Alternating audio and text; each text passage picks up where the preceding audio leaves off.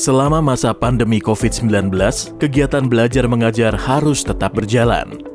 Untuk mengetahui dan memonitor kompetensi siswa, guru perlu melakukan asesmen diagnosis. Asesmen ini dilakukan secara berkala di setiap awal pembelajaran. Hasil diagnosis asesmen ini menjadi acuan bagi guru dalam menetapkan materi pembelajaran berdasarkan kompetensi rata-rata kelas. Ibu Ani adalah guru kelas 5. Menjelang tahun ajaran baru, Ibu Ani menyiapkan materi asesmen diagnosis untuk seluruh siswa di kelasnya. Ada beberapa prinsip pelaksanaan asesmen diagnosis dan pembelajaran adaptif yang perlu diperhatikan.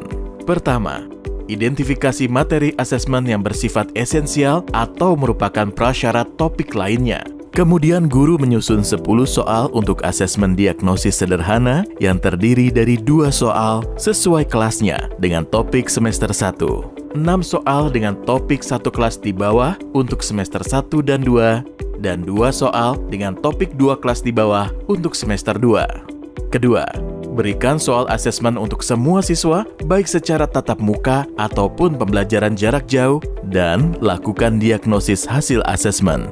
Ketiga, berdasarkan hasil diagnosis asesmen, bagi siswa menjadi 3 kelompok berdasarkan kompetensi rata-rata.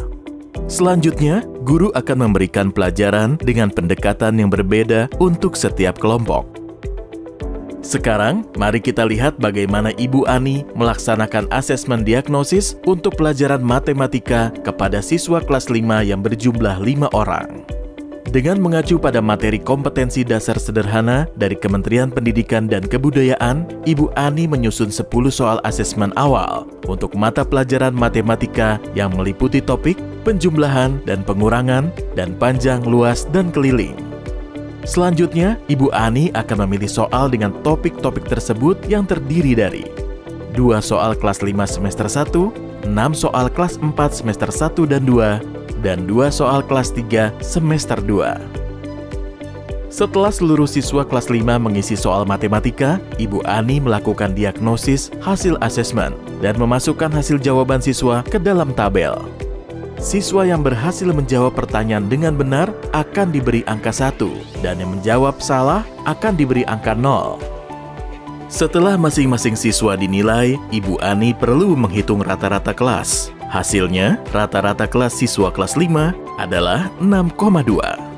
Hasil rata-rata kelas ini menunjukkan bahwa kompetensi dasar siswanya pada mata pelajaran matematika berada di kelas 4, yaitu 1 level di bawah kompetensi dasar kelas 5.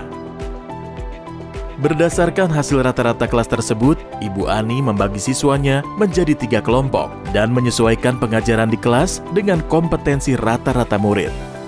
Siswa dengan rata-rata kelas akan diajar oleh Ibu Ani sebagai guru kelas 5. Siswa yang berada 1 semester di bawah rata-rata akan mendapatkan pelajaran tambahan dari Ibu Ani. Siswa yang berada 2 semester di bawah rata-rata akan dititipkan ke guru kelas di bawahnya atau membuat kelompok belajar yang didampingi orang tua atau pendamping lainnya yang relevan. Ibu Ani akan melakukan asesmen diagnosis sederhana ini secara berkala setiap bulan. Hasil asesmen berguna untuk melakukan adaptasi materi pembelajaran sesuai tingkat kemampuan siswa kelas 5 yang diajarnya. Asesmen diagnosis berkala dilakukan di setiap kelas untuk semua jenjang pendidikan.